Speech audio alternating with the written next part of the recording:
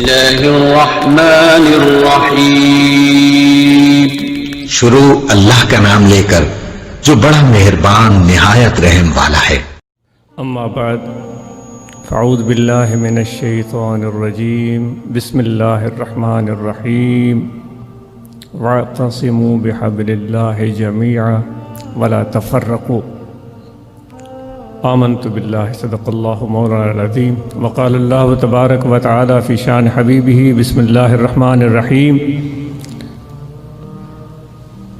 ان اللہ وملائکتہ یصلون علی النبی یا ایہا الذین آمنوا صلوا علیہ وسلموا تسلیما اللہم صلی علی سیدنا و مولانا محمد وعلی آلہ واصحابہ اجمعین۔ معزز سامعین، آپ سب محبت کرنے والے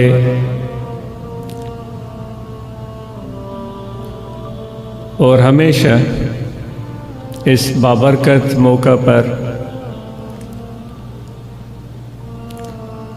یہاں موجود رہنے والے، زندگی میں ایسے کتنے ہی مواقع ہوئے ہوں گے کہ آپ اور ہم سب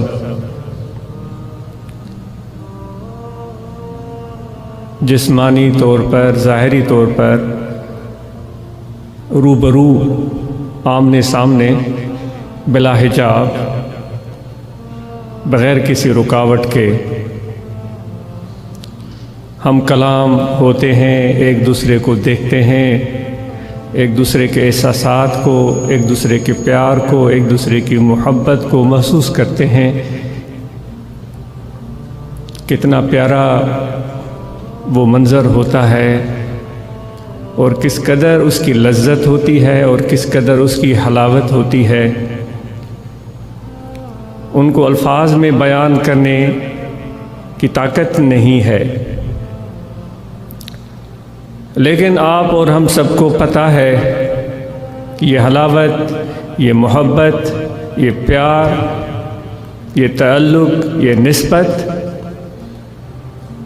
کی بنیاد جس چیز پر ہے وہ سب سے زیادہ طاقتور ہے۔ وہی بنیادی چیز ہماری ملاقات کو متاثر کن بناتی ہے، پر لذت بنا دیتی ہے، اس میں حلاوت اور شیرینی پیدا کر دیتی ہے۔ وہ ہے میرے مرشد کامل کی نسبت اور وہ ہے ہمارے اس پیاری جماعت کا پیغام۔ بنیادی چیز یہ ہے جس پر یہ ساری خوبصورت عمارت، جس کو ہم عرس کا نام دیتے ہیں، جس پر ہم بڑی محنت کرتے ہیں، مہینوں ہم تیاریاں کرتے ہیں اور پورے درگاہ اللہ باغ شریف کو سجاتے ہیں، یہ ساری خوبصورتیاں اس بنیاد پر کھڑی ہیں۔ بغیر اس بنیاد کے، بغیر اس روح کے، جو مرشد کامل کی نسبت جس کو کہا گیا، جو اس جماعت کا میسج ہے، پیغام ہے، اس کے بغیر اس کی مثال ایسی ہی ہے جیسے کہ ایک کٹھ پتلی ہو، اس کو بہترین کپڑے اور لباس پہنا دیے جائیں اور لاجواب زیورات سے اس کو آراستہ و پیراستہ کر دیا جائے اور اس کو بہترین ایک خوبصورت شوکیس میں سجا دیا جائے، تو دور سے دکھنے میں تو خوبصورت نظر آتی ہے لیکن وہ ہوتی بے جان ہے۔ اس کٹھ پتلی کی کوئی قیمت لگائے گا؟ اگر کوئی قیمت لگائے گا تو ان زیورات کی لگائے گا جو اس کٹھ پتلی نے پہنے ہوئے ہوتے ہیں۔ اگر کوئی قیمت لگائے گا تو اس لباس کی لگائے گا جو اس کٹھ پتلی نے پہنا ہوا ہوتا ہے۔ تو اس بنیادی چیز کو ہم اور آپ کس قدر سمجھ سکے ہیں، یہ میرا اپنے آپ سے بھی سوال ہے اور جتنے بھی سننے والے اور دیکھنے والے ہیں ان سے بھی سوال ہے۔ اگر اس بنیادی چیز کو ہم سمجھ گئے ہیں تو پھر اس ساری خوبصورت مجسمے میں ایک جان بھی ہے، ورنہ تو وہ بے جان ہے، اس بے جان مجسمے کا کوئی فائدہ نہیں ہوتا۔ دوسری طرف آپ لوگوں کی محبت ہے، میری محبت ہے، آپ کا پیار ہے، اور آپ کی جستجو اور طلب ہے۔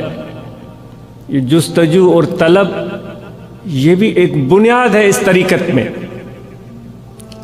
اس جستجو اور طلب کی وجہ سے انسان کو اللہ تبارک و تعالیٰ کا قرب مل جاتا ہے۔ والذین جاہدوا فینا لنہدینہم سبلنا۔ اب آپ اپنے گھر میں بیٹھے ہوئے،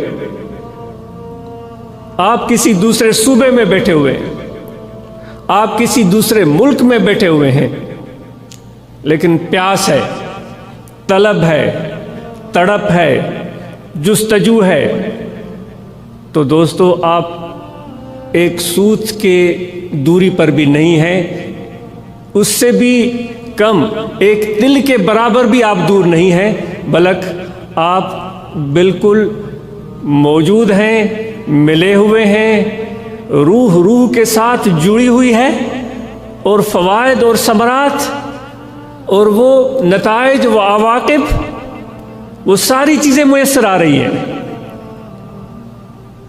کیونکہ ان سارے کرشمے کے پیچھے، اس مفہوم کے پیچھے خدا کی قدرت بھی تو موجود ہے۔ ایک دور دراز صحرا میں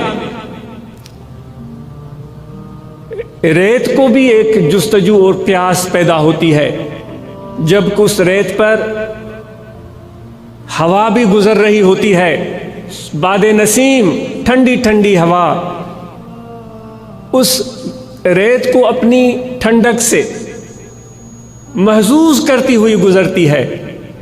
اس ریت پر سورج کی روشن کرنیں بھی پہنچتی ہیں، اس ریت پر انسان کے قدم بھی لگتے ہیں، حسین و جمیل خوبصورت انسان، جن کے دیکھنے سے انسان کے آنکھوں کو، اس کے روح کو لذت اور فرحت ملے، وہ بھی اس ریت پر سے گزرتے ہوئے چلے جاتے ہیں۔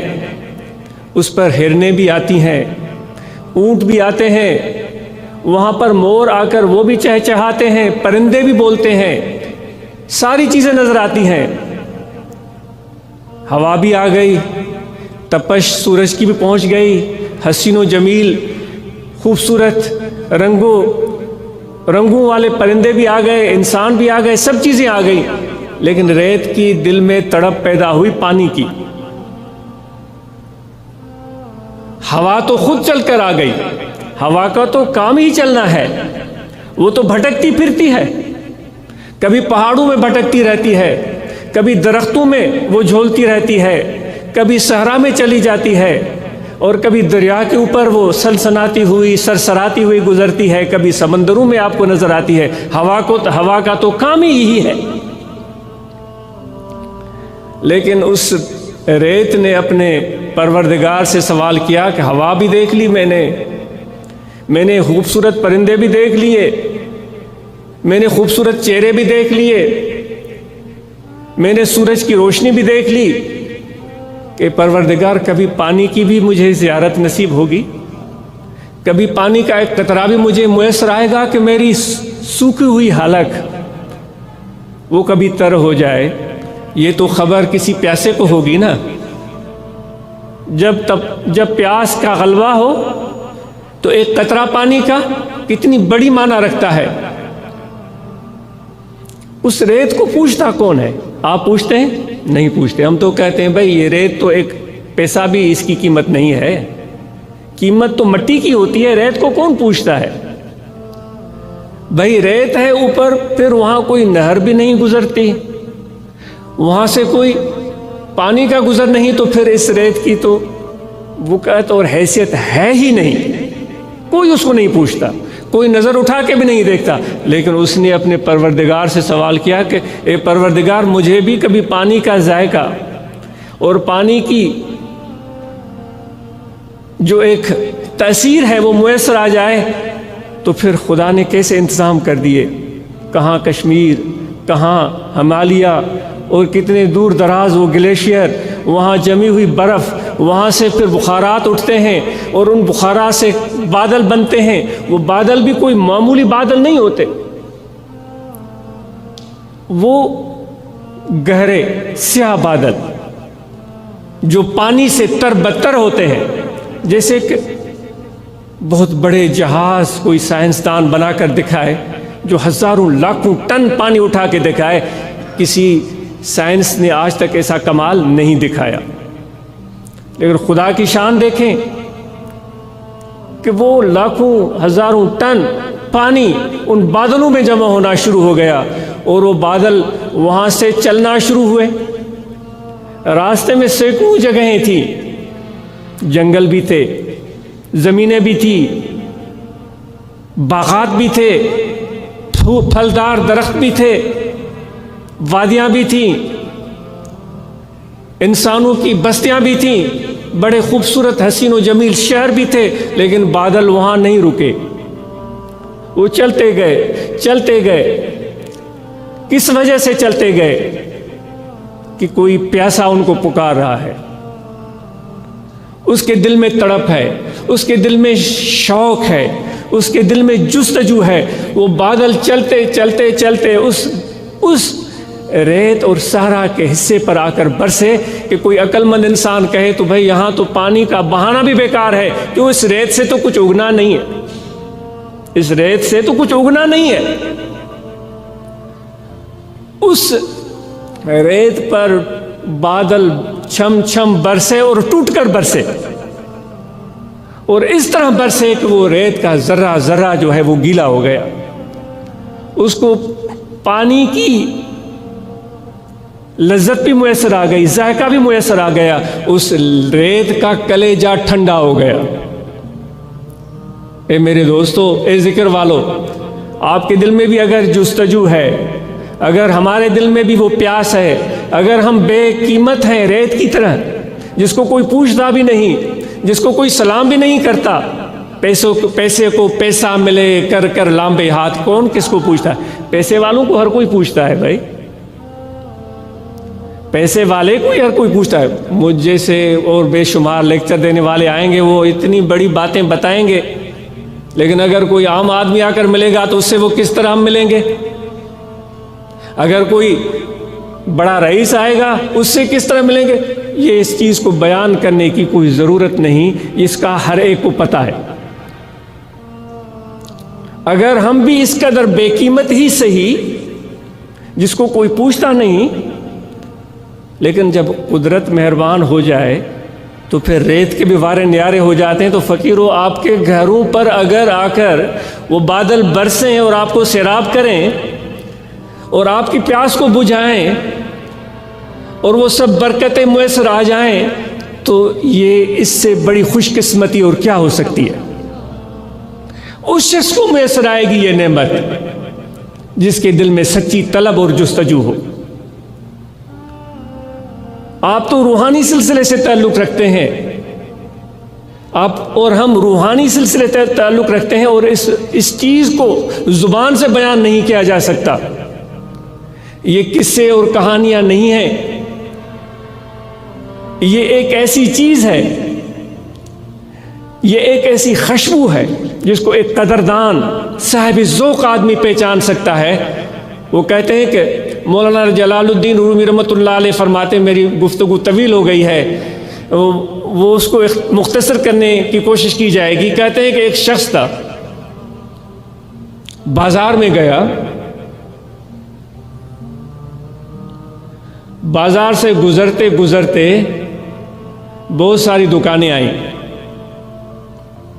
گروسری کی دکان بھی آئی، اس کو کچھ نہیں ہوا، پھلوں کی دکان آئی، اس کو کچھ نہیں ہوا، کپڑے کی دکان آئی، اس کو کچھ بھی نہیں ہوا معمول کے مطابق، سونار کی دکان آئی، اس نے سونے کو دیکھا، معمول کے مطابق کچھ بھی اس کو نہیں ہوا۔ چلتے چلتے وہ عطار کی دکان پر پہنچا۔ وہ کون تھا؟ وہ جاروب کش تھا جو دکانوں کو جھاڑو سے صاف کرتے ہیں۔ وہ ایک ایک دکان کو صاف کرتا ہوا آ رہا تھا، اس کو کچھ نہیں ہوا، لیکن جیسے ہی عطار کی دکان میں داخل ہوا کہ وہ اس عطار کی مزدوری کرے، اس کے دکان کو صاف کرے، اس نے جھاڑو لگائی، جھاڑو کیا لگاتا وہ بے ہوش ہے کر گر پڑا۔ بیچارہ عطار پریشان ہو گیا، اس نے بڑی نفیس خوشبو نکالی جو انسان کے دماغ کو معطر کر دے اور روح کو تازہ کر دے اور اس کو ہوش میں آنے میں مدد فراہم کرے، تو وہ اس کی حالت اور بھی خراب ہو گئی۔ پھر اس نے کوئی تیسری چیز نکالی، تاکہ لوگوں کا جمگھٹا لگ گیا۔ یہ کون بات بیان کر رہے ہیں؟ مولانا جلال الدین رومی رحمۃ اللہ علیہ۔ جمگھٹا لگ گیا، لوگ پریشان، وہ بالکل اس طرح گر پڑا کہ جیسے اس میں جان ہی نہیں ہے۔ اتنے میں دور سے ایک اور جاروب کش آیا، اس نے دیکھا او یہ میرا دوست جو ہے وہ عطار کی دکان کے اندر بے ہوش پڑا ہوا۔ اس نے عطار کو دیکھا، اپنے دوست کو دیکھا، سب لوگوں کو دیکھا، جمگٹا دیکھا اور یہ بھاگ کر چلا گیا۔ تھوڑی دیر کے بعد آیا، اس نے بہت بڑی بکل لگائی ہوئی تھی، چادر اوڑی ہوئی تھی، اندر کوئی چیز چھپا کر لایا۔ اس نے کہا کہ بھئی خدا کے لیے آپ اس بیچارے کو پریشان نہ کریں، آپ دور ہو جائیں، اس کا علاج میرے پاس ہے۔ بھیڑ کو اس نے بڑی محنت سے، جس طرح ہماری عادت ہوتی ہے کہ ہم جہاں بھی تھوڑا بھی کوئی شغل دیکھیں تو جمگٹا لگاتے ہیں، بڑی مشکل سے اس نے بھیڑ کو دور کیا اور اس شخص کے اوپر آیا، اپنی چادر اس کے منہ پر ڈالی اور اس کو کچھ چیز سنگھائی۔ اس نے چیخ ماری اور اٹھ کر کھڑا ہو گیا اور وہ باہر نکل گیا جیسے اس کو کچھ تھا ہی نہیں۔ لوگ حیران ہو گئے کہ بھئی یہ تو بڑا حکیم ہے، اس کے پاس کیا وہ ایک قیمتی اور مؤثر دوائی تھی جس نے اس کو ہوش میں اس کو لے آئی۔ تو کسی شخص نے اس سے جا کر پوچھا کہ بھئی ماجرا کیا ہے؟ اس نے بھائی ماجرا واجرا کچھ بھی نہیں ہے، یہ بیچارہ گٹر صاف کرتا ہے، دن رات اس کا تعلق، اس کا واسطہ بدبو سے پڑتا ہے۔ آج اس خوشبو نے اس کو پریشان کر دیا، اس وجہ سے بے ہوش ہو گیا۔ میں گٹر سے تھوڑی گندگی لایا تھا، اس کی بدبو اس کو ناک پر رکھی تو اس کا دماغ ٹھیک ہو گیا۔ اگر ہم بھی اس طرح بد ذوق ہیں تو پھر اور بات ہے، کیونکہ قدر وارا کم تھیا کھٹا خریدار، یہ قدردانوں کی بات ہو رہی ہے، جن کو اس نعمت کی پہچان ہو۔ جن کو اس نعمت کی پہچان نہیں ہے تو ان کے لیے تو کوئی اس بات کی حیثیت ہی نہیں ہے۔ وہ کہتے ہیں کسی بیوپاری سے پوچھا تھا کہ بھئی جنت میں جاؤ گے یا جہنم میں جاؤ گے؟ تو اس نے کہا جہاں 2 روپے کا فائدہ ہوگا۔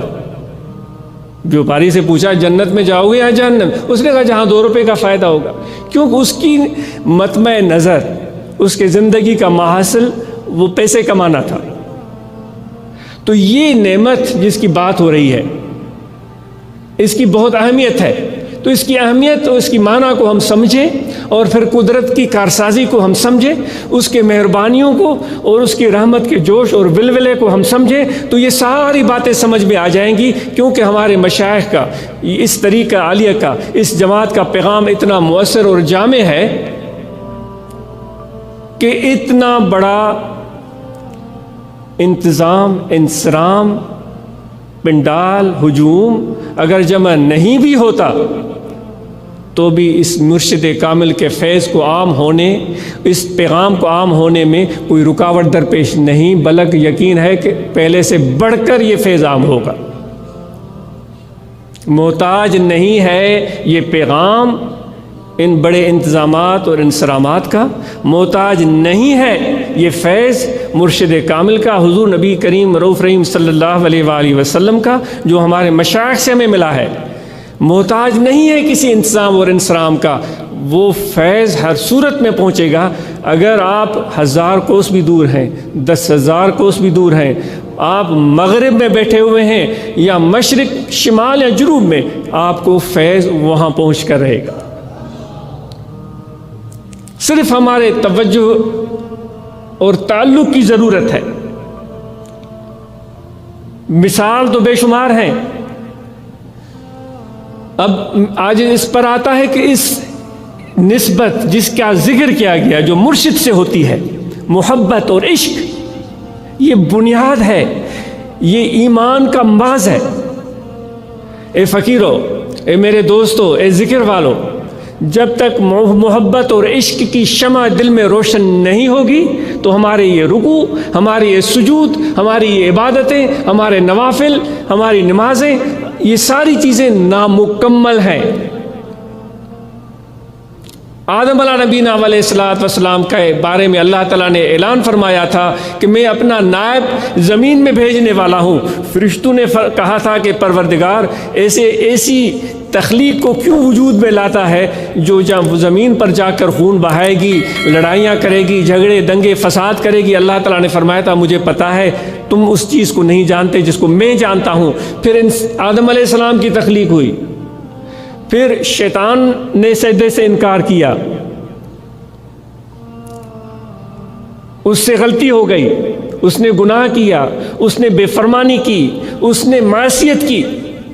دوسری طرف آدم علیہ نبینا علیہ الصلوۃ والسلام، شیطان نے بڑی کوشش کی کہ مجھ سے تو غلطی ہو گئی، میں تو راندہ درگاہ ہو گیا، میں تو نکال دیا گیا، تو اس انسان کو بھی میں کیوں نہ اپنے جیسا بنا دوں۔ تو اس نے کسی نہ کسی طریقے سے آدم علیہ السلام کو متوجہ کیا ایک پھل کی طرف، ایک گیہوں کی طرف، یا جو بھی چیز علماء آپ کو بتاتے ہیں اس طرف، اور لے کر گیا۔ وہ ایسی چیز تھی جس سے اللہ تعالیٰ نے منع کیا تھا کہ اس کو ہاتھ نہیں لگانا ہے، اس کے قریب بھی نہیں جانا ہے۔ آدم علیہ السلام سے بھی غلطی ہو گئی کیونکہ وہ چلے گئے اس طرف۔ شیطان نے بھی معصیت کی، لیکن اللہ تبارک و تعالیٰ نے آدم علیہ السلام کو معاف کر دیا۔ دوسری طرف شیطان تھا جس نے اتنی عبادتیں کی تھیں، اتنے رکوع سجود اور خدا کے بارگاہ میں کہ کوئی اور آدمی اس کا مقابلہ بھی نہیں کر سکتا تھا۔ کوئی فرشتہ بھی، علماء بتاتے ہیں، ہم سنتے رہے، ان کے تقاریر شاید پڑھا بھی ہوگا کہ کوئی فرشتہ بھی اس کا مقابلہ نہیں کر سکتا تھا۔ اتنی عبادتیں شیطان نے کر رکھی تھیں، کوئی آدم زاد اس شیطان کا عبادت کے معاملے میں مقابلہ نہیں کر سکتا تھا۔ شیطان کو معافی نہیں ملی، آدم علیہ السلام کو معافی مل گئی۔ کیوں معافی ملی؟ اس لیے معافی ملی کہ آدم علیہ السلام کے قلب میں اللہ کی محبت اور عشق کی چنگاری روشن تھی۔ شیطان نے عبادت تو کی تھی، لیکن محبت اور عشق کی چنگاری اس کے دل میں روشن نہیں تھی، اس کو معافی نہیں مل سکی۔ خدا نے کہا نکل جاؤ میری درگاہ سے۔ یقین جانیں، جب تک یہ محبت اور عشق ہمارے دل میں پیدا نہیں ہوتا تب تک ہماری عبادتیں، ہمارے نوافل، ہماری ساری چیزیں نامکمل ہیں۔ تو ہم جب یہاں اکٹھے ہوتے ہیں، مل بیٹھتے ہیں، اور جب ہم کہتے ہیں کہ اللہ کا ذکر کرو، جب ہم کہتے ہیں قلبی ذکر کرو، بہت سارے دوستوں کو قلبی ذکر کی بات سمجھ میں نہیں آتی۔ بھئی یہ قلبی ذکر کیسے ہوگا؟ تسبیح تو ہم پڑھ رہے ہیں، کلمہ پاک کا ورد تو ہم کر رہے ہیں، درود پاک تو ہم اس کا ورد ہم کر رہے ہیں، استغفار پڑھ رہے ہیں، قلبی ذکر کیسے ہوگا؟ قلبی ذکر دل سے ہوتا ہے، قلبی ذکر کا تعلق زبان سے نہیں ہے۔ یہ ایک احساس ہے جو ہمارے دل میں ہر وقت رہنا چاہیے۔ اس احساس کو آپ اس طرح سمجھیں جس طرح خدا نخواستہ ہم میں سے کسی کو دانت میں درد ہو جائے، ہم میں سے کسی کو دانت میں درد ہو جائے، اس درد کی ٹیسیں اٹھتی ہیں، اس درد کا احساس ہوتا ہے۔ اگر آپ بیٹھے ہوئے ہیں اس وقت بھی اس کی درد کا احساس ہو رہا ہوتا ہے۔ آپ چل رہے ہوتے ہیں، درد جو دانت میں ہے اس کا احساس ہوگا۔ آپ آفس میں بیٹھ کر کام کر رہے ہیں، درد کا احساس ہوگا۔ دکانداری تجارت کر رہے ہیں، درد کا احساس دانت میں ہوگا۔ سفر میں ہیں، حضر میں ہیں، جہاں بھی ہیں، وہ آپ کو دانت کے درد کا احساس ہر لمحہ ہر گھڑی ہوتا رہے گا۔ آنکھ بند کر دی، نیند آ گئی، سو گئے، لیکن جیسے آنکھ کھلے گی تو سب سے جو پہلی چیز ہوگی وہ دانت کے درد کا احساس ہوگا۔ ایسا ہے۔ قلبی ذکر بھی بالکل اسی طرح ہے۔ یہ دل کا احساس ہے جو ہر وقت اللہ کی یاد میں مشغول رہتا ہے. دست بکار دل بیار، ہاتھ کار کی طرف اور دل یار کی طرف. کام کاج 24 گھنٹے کریں. اس سارے کام کاج کے دوران، کاروبار زندگی کے دوران آپ کے دل کا توجہ خدا کی ذات کی طرف رہے، چاہے وضو ہو یا نہ ہو، سانس آتا جاتا رہے، یہ توجہ دل کا اللہ تعالیٰ کی ذات کی طرف ہر وقت جڑا رہے، احساس دل میں ہر وقت رہے اللہ اللہ اللہ اللہ اللہ. یہ دل کا ورد ہے. زبان سے تو میں ذکر کر رہا ہوں، لیکن قلبی ذکر دل کا احساس ہے، دل کی یاد ہے جو دل میں پیدا ہو جائے گی. اور جب پیدا ہو جائے گی تو پھر ہرگز نہ میرد آنکھ دلش زندہ شد بعشق، وہ کبھی بھی نہیں مرتا. جس کا دل عشق الہی سے ایک مرتبہ زندہ ہو جائے وہ کبھی بھی نہیں مرتا. ہر وقت اس کی محبت اور عشق کی جو شمع ہے وہ دل میں اس کا وہ ہر وقت چمکتی رہتی ہے، وہ روشن رہتی ہے، اور اس کا احساس اس کو دل میں رہتا ہے. پھر وہ سادہ آدمی بھی ہو سکتا ہے میرے بھائیوں، وہ سادہ آدمی بھی ہو سکتا ہے، وہ گدھا گاڑی چلانے والا بھی ہو سکتا ہے، وہ اینٹ جوڑنے والا استاد بھی ہو سکتا ہے جس کو میسن بولتے ہیں، وہ تغاری اٹھانے والا مزدور بھی ہو سکتا ہے، وہ بکریاں چلانے والا وہ سندھی میں بکرار بولتے ہیں، وہ بکرار بھی ہو سکتا ہے، وہ گائے چلانے والا چرواہا بھی ہو سکتا ہے، وہ رات کو جا کر اپنی کھیت کو سیراب کرنے والا کاشتکار بھی ہو سکتا ہے. اور دوسری طرف جس نے اچھے کپڑے پہنے ہوئے ہیں، بہترین لباس پہنا ہوا ہے اور بڑا علم والا ہے، بڑا عقل والا ہے، وہ بھی ہو سکتا ہے. سندھی میں چوندہ ہیں سرمو ہر کا پائے، سرمو ہر کا پائے پر اکھ اکھ جو پھیر. بڑے بڑے حسین جمیل خوبصورت لباس والے بھی پھرتے ہیں، اور وہ ان کے مد مقابل وہ عام آدمی جن کے ابھی میں نے پیشے آپ کو بتائے وہ بھی پھرتے ہیں. اب جو پیا من بھائے وہی صدا سہاگن، جو محبوب کو بھا جائے، جو پیارے کو دوست کو کی نظر جس پر پڑ جائے وہی سہاگن کہلائے گی. وہ سہاگن اب کون بنے گی؟ یہی تو مقابلہ ہے. اس محبوب کے معیار کو نظر میں رکھ کر زندگی گزارنی ہے. کہتے ہیں کہ حضرت موسیٰ علیہ نبینا علیہ الصلوۃ والسلام جا رہے تھے جبل طور پر خدا سے ہم کلام ہونے کے لیے، تو انہوں نے ایک چرواہے کو دیکھا جو جنگل میں بیٹھا ہوا تھا. اس کی بکریاں چر رہی تھیں اور اپنی پھٹی ہوئی قمیص کو وہ یا اپنی گدڑی کو یا اپنے کپڑے کو وہ سی بھی رہا تھا اور وہ باتیں کیے جا رہا ہے، اے میرے خدا تو کہاں ہے؟ میں تجھے دیکھنا چاہتا ہوں. اور میرے خدا تو اتنی بڑی دنیا کو سنبھالتا ہے، تو تھک جاتا ہوگا، میں تمہیں دبانا چاہتا ہوں. اے میرے خدا کام کرتے کرتے کرتے کرتے تیرے کپڑے میلے ہو چکے ہوں گے. اے پروردگار میں تمہارے کپڑے دھونا چاہتا ہوں. اے میرے پروردگار میں تمہارے بال سنوارنا چاہتا ہوں، ان میں کنگھی کرنا چاہتا ہوں، جوئیں نکالنا چاہتا ہوں، تمہارے ساتھ میں وقت بتانا چاہتا ہوں. موسیٰ علیہ السلام اس کو دیکھ رہے ہیں، سنتے جا رہے ہیں. اس سے پوچھتے ہیں کہ کس کے بارے میں بول رہا ہے؟ اپنے کسی دوست کے بارے میں بول رہا ہے. موسیٰ علیہ السلام نے اس کو کہا کہ اپنے کسی دوست کے بارے میں یہ تو باتیں کر رہا ہے. اس نے کہا کہ نہیں، میں تو اس کے بارے میں بات کر رہا ہوں جس نے یہ ساری کائنات بنائی ہے، جس نے سورج بنایا ہے، جس نے چاند بنایا ہے، جس نے یہ جنگل بنایا ہے، اس نے وہ بے وقوف اپنے منہ کو یہ جو کپڑے سی رہا ہے نا، یہ سوئی پکڑ اپنے ہونٹوں کو سی لے بدبخت. یہ تم نے اس طرح کی گفتگو جو ایک عام انسان کے بارے میں کی جاتی ہے وہ خدا کے بارے میں تو نے کر دی. بے ادب، گستاخ. خدا کپڑوں سے پاک ہے، خدا کو تھکاوٹ نہیں ہوتی، خدا کو نیند نہیں آتی. اس بیچارے نے جب یہ بات سنی، اس کو تو پتہ ہی نہیں تھا کیونکہ اس کا علم ہی اتنا کم تھا. موسیٰ منہ پرین بھورائیے میں بھالکیا، موسیٰ منہ پرین بھورائیے میں بھالکیا. تو وہ بیچارہ اتنا پریشان ہوا کہ بکریاں چھوڑی، کپڑے اپنی جو کرتا تھا اس کو پھاڑا، چیخ ماری، میں برباد ہو گیا، میں نے خدا کو ناراض کر دیا، اور جنگل کی طرف دوڑ پڑا.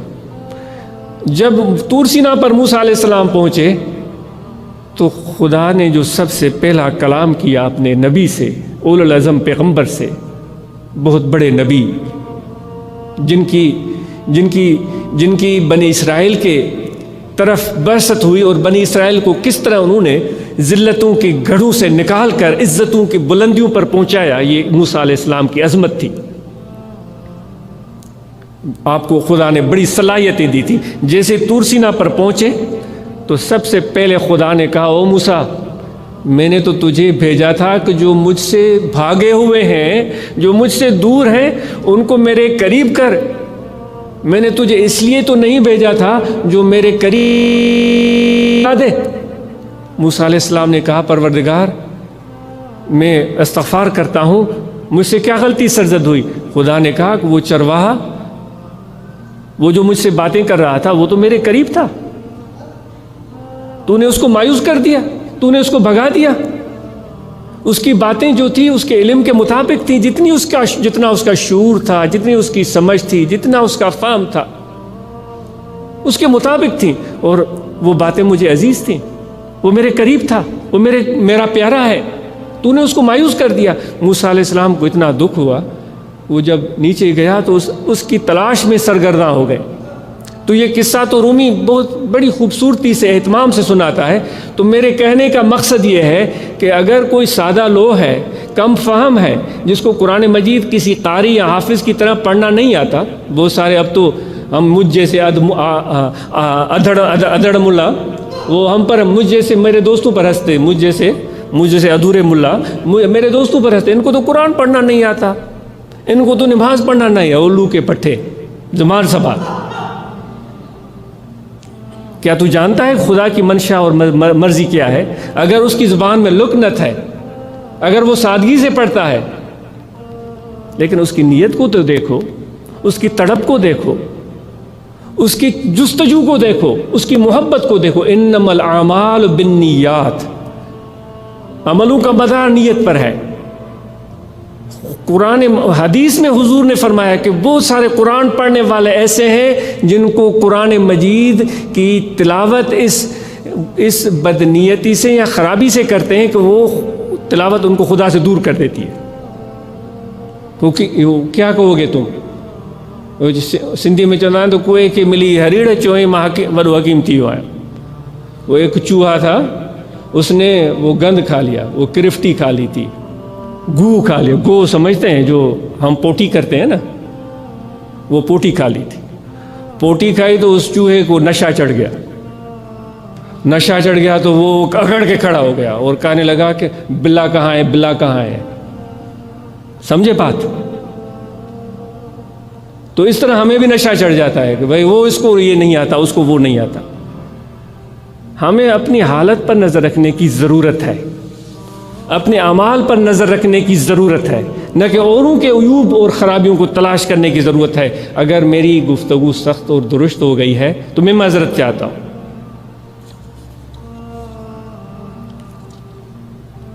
جو اس وقت جن سے گفتگو ہو رہی ہے ان میں سب سے زیادہ تر ہمارے نوجوان ہیں. ان نوجوانوں سے یہ آج اس سوال پوچھتا ہے کہ آپ آج کل کیا کر رہے ہیں، کیا ارادے ہیں بھائی؟ اے نوجوانوں، کیا ارادے ہیں، کیا پلاننگ ہے آپ کا کام؟ اگر میرے آقا و مولا حضرت صلی اللہ علیہ وآلہ وسلم کی پیاری ہدایات، تعلیمات کو ہم دیکھیں تو آپ صلی اللہ علیہ وآلہ وسلم نے فرمایا کہ میں اپنی وراثت میں علم کو چھوڑ کر جا رہا ہوں. اے نوجوانوں، اس ناقص عاجز کی نظر میں اگر کوئی چیز آپ کے لیے جستجو جس کی کر سکیں اور جس کو پانے کی تمنا کر سکیں تو وہ علم ہے، وہ فن ہے، وہ ہنر ہے۔ اے نوجوانوں، آگے بڑھو، علم، فن اور ہنر کو حاصل کرو۔ اس کے بغیر ہمارا مثال ایک ایسے غول کی طرح ہے، جس طرح بھیڑ بکریوں کا غول ہو، ان کو کچھ کرنا نہیں آتا۔ ان کا حال یہ ہوتا ہے اس بھیڑ بکریوں کے غول کا کہ ایک آدمی آتا ہے، ہاتھ میں ڈنڈا اٹھاتا ہے، اس ہزاروں کے بھیڑ بکریوں کے غول کو آگے ہانک کر چلا جاتا ہے۔ وہ ان کو شمال لے جائے، جنوب لے جائے، جنگل میں لے جائے، دریا کی طرف لے جائے، کنویں میں پھینک دے، وہ بھیڑ بکریاں اس کے اشارے پر چلتی رہتی ہیں۔ اے نوجوانوں، اللہ نے تمہیں عقل سے نوازا ہے۔ ساری کائنات میں اللہ تعالیٰ نے بے شمار مخلوقات پیدا کر دیں، ان کو سب خصوصیات مختلف عطا کی ہیں۔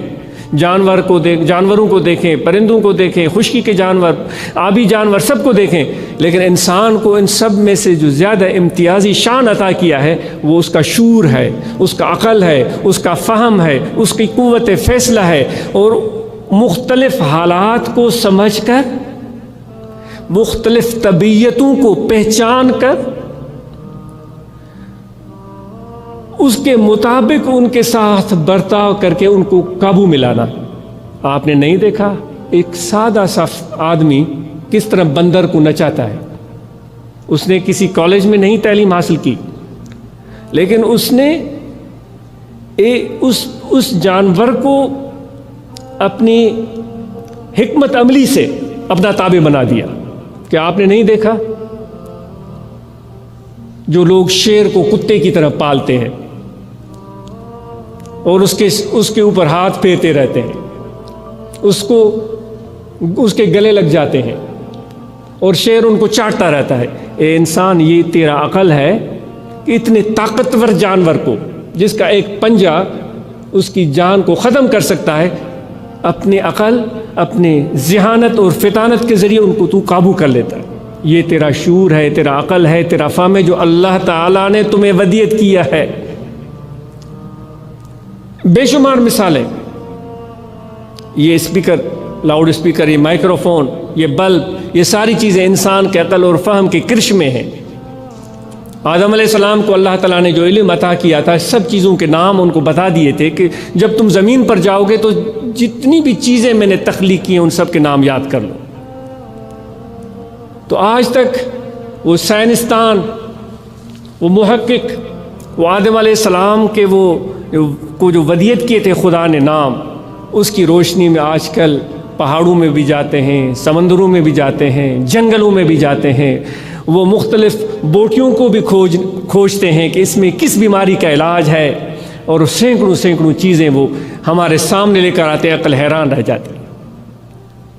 تو اے نوجوانوں، تمہاری خصوصیت یہ عقل ہے۔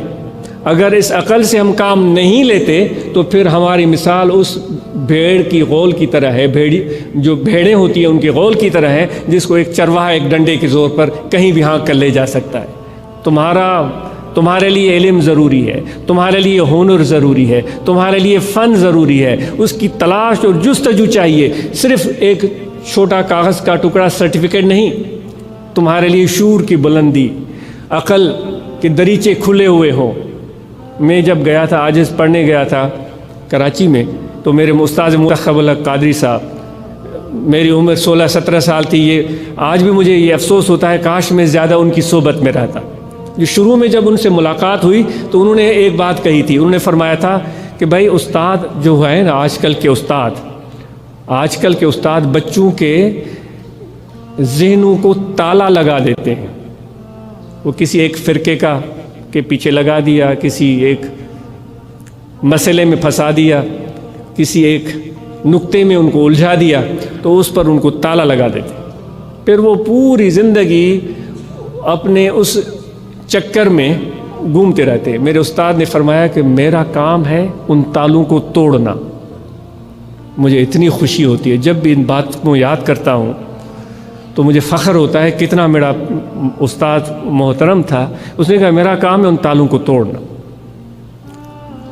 تو کیا ہمارے عقلوں کو تالے تو نہیں لگے ہوئے؟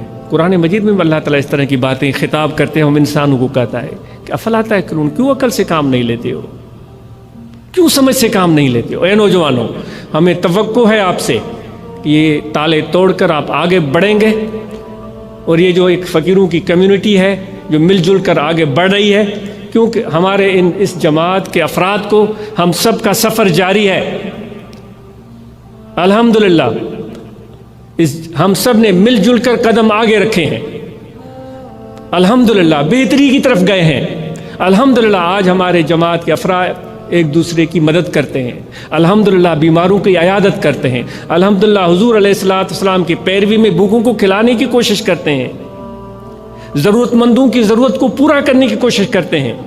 یہ ہم اور آپ نے مل جل کر یہ کام شروع کیا ہے، اور اس پوری جماعت کو، وہ 500 ہے، 5000 ہے، یا جتنے بھی ہیں، ہمیں بہت دور تک جانا ہے۔ تیار ہیں آپ لوگ؟ میں سب سے پوچھتا ہوں، مردوں سے پوچھتا ہوں کہ اس لمبے سفر کے لیے منزل بہت دور ہے، یہ ایک دن کی بات نہیں، ایک مہینے کی بات نہیں، ایک سال کی بات نہیں، ایک نسل کی بات نہیں، یہ نسلوں کی بات ہو رہی ہے۔ کیا آپ لوگ اس لمبے سفر کے لیے تیار ہیں؟ اس سفر کے لیے تیار ہیں؟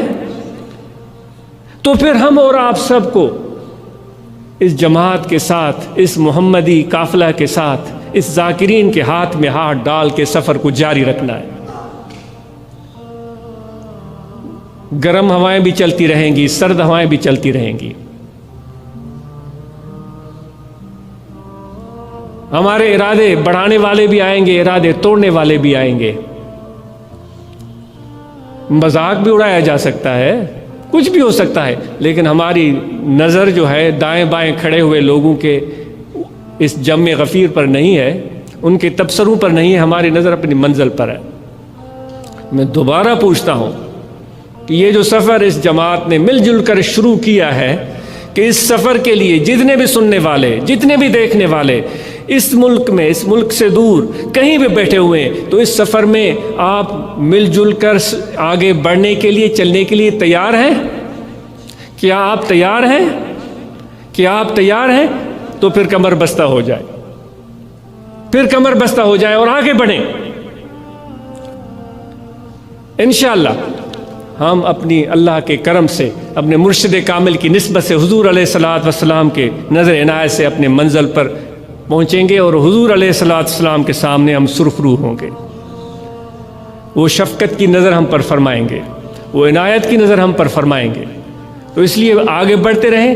من شذ شذ فی النار واعتصموا بحبل اللہ جمیعا، خدا کی رسی کو مضبوطی سے تھام لو۔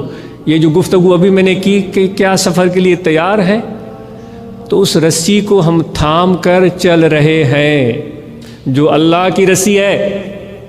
ولا تفرقوا،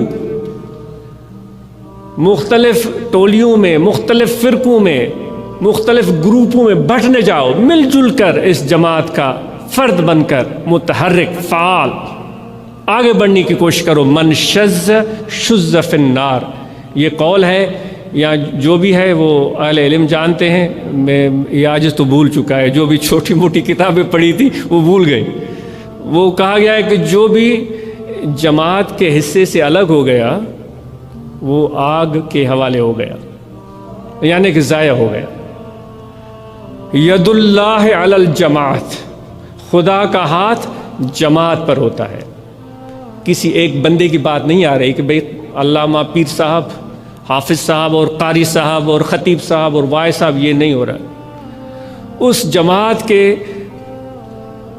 افراد وہ مزدور پیشہ بھی ہوں گے، اینٹیں لگانے والے، اٹھانے والے بھی ہوں گے، تغاریاں ڈھونے والے بھی ہوں گے، گھر میں بیٹھ کر محنت مزدوری کرنے والی عورتیں بھی ہوں گی۔ اور دوبارہ میں عرض کرتا ہوں، اس سفر میں ہمیں سب سے جو بڑا اہم زاد راہ ہے نوجوانوں کے لیے، نوجوان لڑکوں اور نوجوان لڑکیوں کے لیے، وہ علم ہے۔ علم کو حاصل کرنے کے بعد ہم اپنے آس پاس رہنے والے دوستوں کو بھی اس جد و جہد میں شامل کریں گے، ان کی بچوں کی مدد کریں گے۔ مجھے آج اس کو رپورٹ چاہیے کہ ہر برانچ کے ممبر کا بچہ تعلیم حاصل کر رہا ہے، وہ قرآن مجید پڑھ چکا ہے، اس کو نماز آتی ہے، وہ اسکول جاتا ہے، وہ کالج پڑھ کر یونیورسٹی پہنچ چکا ہے، یہ رپورٹیں چاہیے مجھے۔ آج اس کو چاہیے کہ صرف خالی سرٹیفکیٹ نہیں چاہیے، جس طرح کہ ہماری قوم سالوں سے اس کاغذ کے ٹکڑے کے پیچھے بھاگتی رہی ہے۔ نہیں، باشعور، سمجھدار، متحرک، فعال، باعزم نوجوان چاہیے جو اس جماعت کی، اس پورے ملک کی قیادت کریں اور آگے بڑھیں۔ اس پاکستان میں بیرون ملک رہنے والے جو ہمارے طبقہ فکر ہیں، مختلف شعبہ زندگی، ان میں امیر لوگ بھی ہیں۔ میری استدعا ہے ان امیر اور صاحب ثروت اور دولت مند لوگوں سے جن کے پاس خدا کا دیا ہوا بہت کچھ ہے۔ اے میرے بھائیوں، اے دولت مند بھائیوں، کیا آپ نے اپنی ذمہ داریاں پوری کی ہیں؟ پوچھ لیں آپ سے، اپنے آپ سے پوچھ لیں، کیا آپ نے اپنی ذمہ داریاں پوری کی ہیں؟ کہ کل روز قیامت خدا کے سامنے ہمیں پیش ہونا ہے، ہم سے پوچھا جائے گا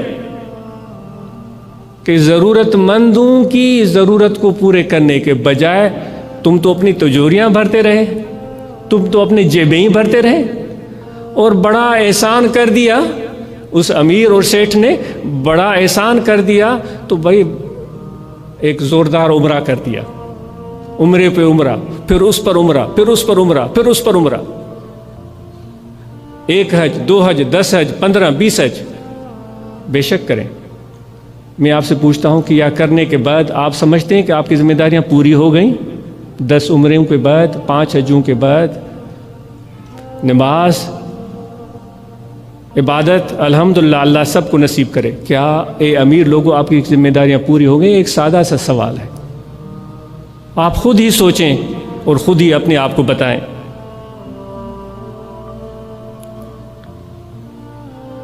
اگر آپ اور ہم مل جل کر کچھ اس خطے میں بسنے والے لوگوں کے لیے مل جل کر سکتے ہیں تو ضرور ہمیں کرنا چاہیے، کسی کا انتظار نہیں کرنا چاہیے۔ گورنمنٹ ملازمین، تجارت پیشہ، حکمرانوں سے، بیوروکریٹ سے سوال ہے کہ کیا آپ ماشاءاللہ آج کل مسجدیں میں جائیں تو جمعہ نماز پڑھنے کے لیے تو اندر جگہ ہی نہیں ملتی، روڈوں پر پڑھتے ہیں، روڈ بھر جاتے ہیں، ٹریفک بلاک ہو جاتی ہے، الحمدللہ ماشاءاللہ، لیکن اس میں ماشاءاللہ آفیسیں بند ہو جاتی ہیں، بڑی اچھی بات ہے۔ میں آپ سے چھوٹی سی یہ بات پوچھتا ہوں، گورنمنٹ ملازموں سے، پرائیویٹ ملازموں سے، بیوروکریٹ حضرات سے، حکمرانوں سے، الحمدللہ نماز تو آپ نے پڑھی، اللہ تعالیٰ مجھے بھی توفیق دے اور ہماری نماز قبول فرمائے۔ عمرے بھی آپ کرتے ہیں، الحمدللہ اللہ تعالیٰ نصیب کرے اور وہ زیارت ہماری قبول فرمائے۔ میں آپ سے پوچھتا ہوں، کیا آپ ٹائم پر آفس پہنچتے ہیں؟ جو ضرورت مند لوگ باہر کھڑے ہوتے ہیں، جن کی جیب سے ٹیکس کٹ کر آپ کو تنخواہ ملتی ہے، ان کے کام آپ وقت پر کرتے ہیں؟ کیا ان سے آپ بلا جواز پیسے تو نہیں بٹورتے؟ کسی کی بڑے کی فون آ جائے تو آنکھ بند کر کے فائل پر سائن کر دیا، کسی غریب کی فائل آ گئی تو وہ دوسرے لمبے بڑے اور بھاری فائلوں کے نیچے دبے۔ کیا ایسا تو نہیں ہو رہا ہے؟ میں آپ سے پوچھتا ہوں، کیا ایسا ہو رہا ہے؟ کیا ایسا ہو رہا ہے واقعی، سچ میں؟ تو پھر بتائیں یہ صحیح ہے؟ یہ صحیح ہے؟ اگر صحیح ہے تو پھر ہماری حالت آج کل ایسی کیوں ہے؟ کسی کا کام نہیں ہو رہا ہے، ہر کوئی چیخ رہا ہے۔ خدا کے لیے غفلت کی نیند سے بیدار ہو جائیں ہم سب۔ حج پر جائیں لیکن پہلے اپنے آفس کے کام مکمل کر کے پھر جائیں، ضرورت مند لوگوں کے کام کر کے پھر جائیں۔ ایسا تو نہیں کسی کی پینشن پھنسی ہوئی ہے، اس کی بچی کی شادی رکی ہوئی ہے، اس کی جان سولی پہ اٹکی ہوئی ہے اور تمہیں عمرے کی پڑی ہوئی ہے۔ کس منہ سے جاؤ گے حضور علیہ الصلوۃ والسلام کی بارگاہ میں کہ ایک غریب کی زندگی کو عذاب میں ڈال کر، ایک حضور کے امتی کی زندگی کو عذاب میں ڈال کر تم عمرے پر چلے ہو، تمہارے ایک سائن کی وجہ سے اس بیچارے کے پیسے اٹکے ہوئے۔ آپ خود سوچیں، دست گزارش ہے کہ ان چیزوں کو ہمیں درست کرنے کی بہت زیادہ ضرورت ہے۔ والدین سے آج اس کا سوال ہے۔ بچوں کو پیدا کرنے کا ہمیں بڑا شوق ہوتا ہے، اور ماشاءاللہ شادی کو 2 مہینے بھی نہیں گزرتے تو ماں بے چین، بہنیں بے چین، بھائی کو اولاد ہی نہیں ہو رہی، اور جو کوئی کام گھر میں نہیں ہوتا تو پھر یہی باتیں ہوتی ہیں۔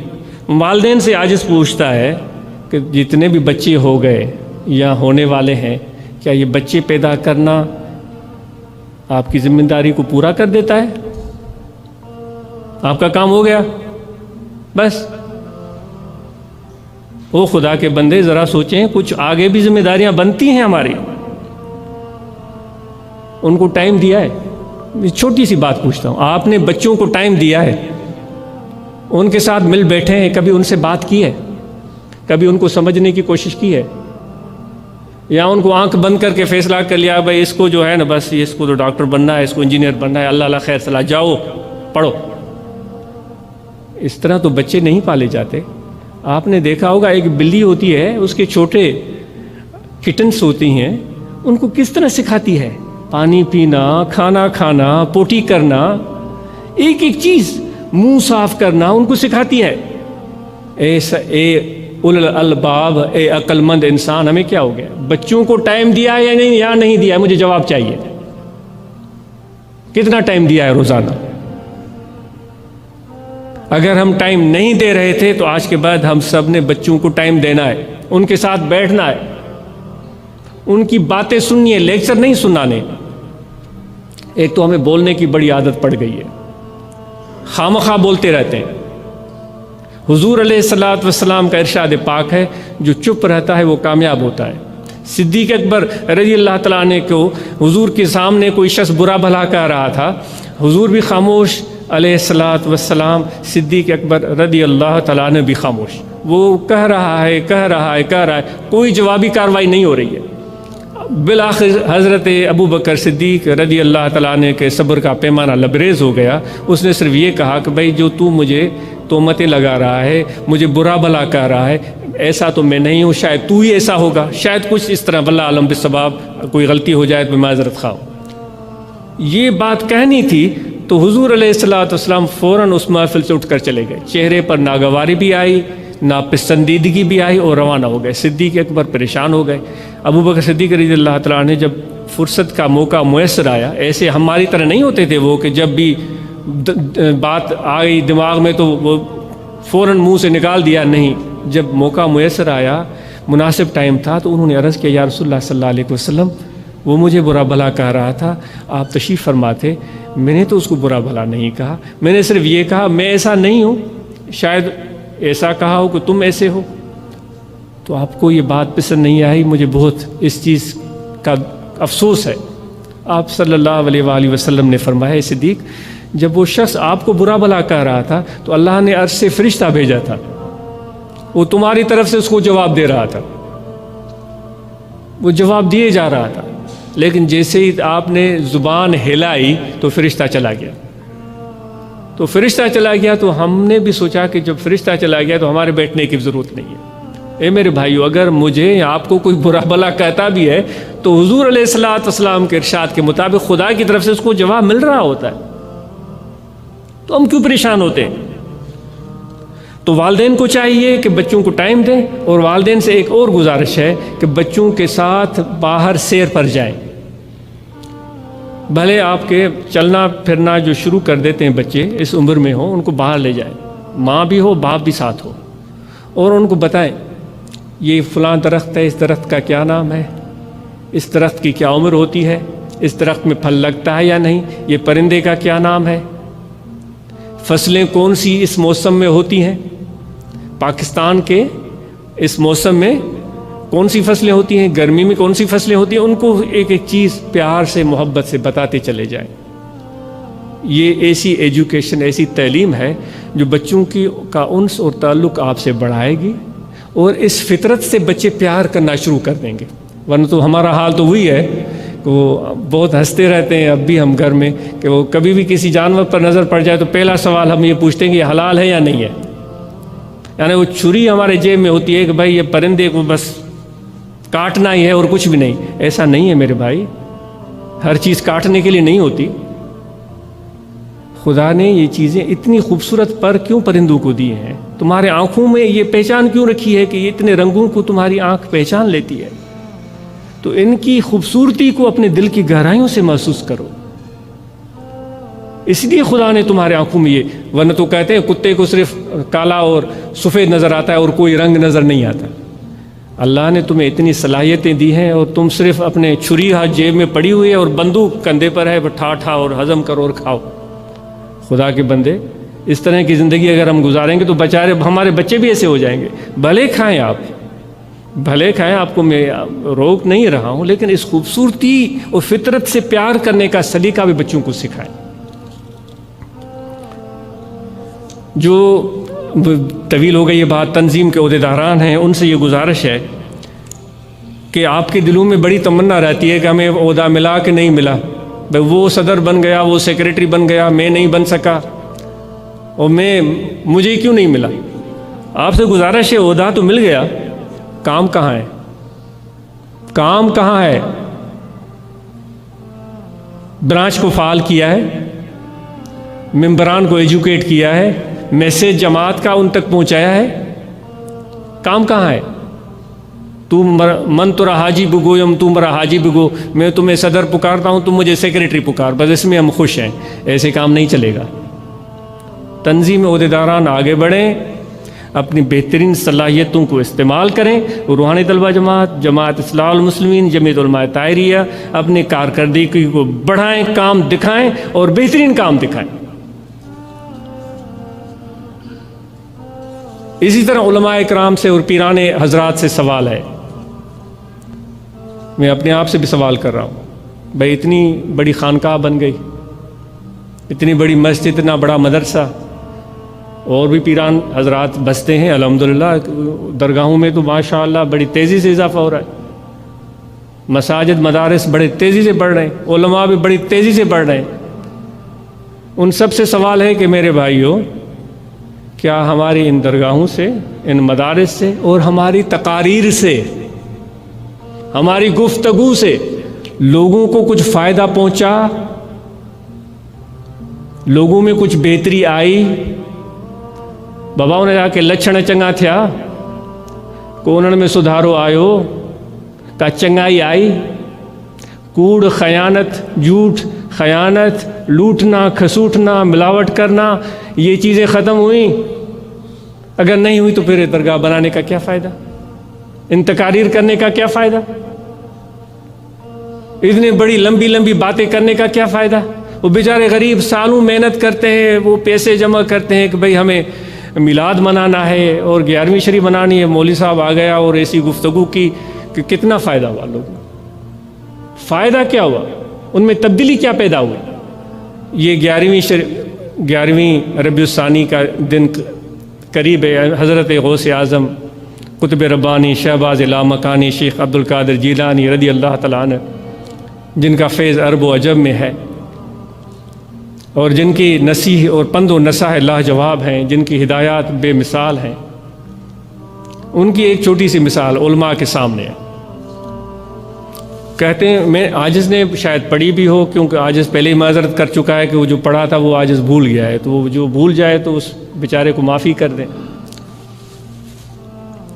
شاید کسی سے سنا تھا یا کہیں پڑھا بھی ہو، واللہ عالم بالصواب. کہتے ہیں کہ حضرت غوث اعظم رضی اللہ تعالیٰ عنہ کا فرزند کہیں سے پڑھ کر آ گیا، غالباً حضرت خواجہ عبد الوہاب یا کچھ اس طرح کا نام تھا رضی اللہ تعالیٰ عنہ. جب پڑھ کر آ گیا تو آپ کو بڑی خوشی ہوئی کہ میرا فرزند پڑھ کے آیا. تو مجمع لگا ہوا تھا اور آپ کے مجمع میں ہزاروں لوگ بیٹھے ہوئے تھے. اپنے صاحبزادے کو فرمایا کہ تم پڑھ کر آئے ہو تو کچھ لوگوں کو سناؤ. تو صاحبزادہ صاحب کھڑے ہو گئے اور انہوں نے بڑی مدلل، محققانہ گفتگو کی، بڑے نفیس نکتے بیان کیے، منطقی انداز، فلسفیانہ انداز میں لاجواب گفتگو کی. آپ خاموشی سے سنتے رہے، مجمع بھی بالکل خاموش.